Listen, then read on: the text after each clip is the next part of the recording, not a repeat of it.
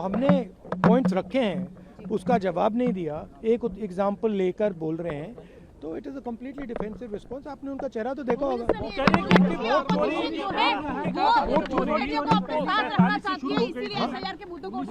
से वोट चोरी शुरू हो गई थी। नहीं, चुनाव आयोग की जो प्रक्रिया, देखिए मैंने 2-3 चीज़ें कही थी।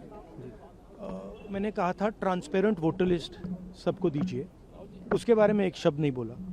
मैंने कहा कि ईवीएम का आर्किटेक्चर सबको दे दीजिए, उसके बारे में एक शब्द नहीं कहा।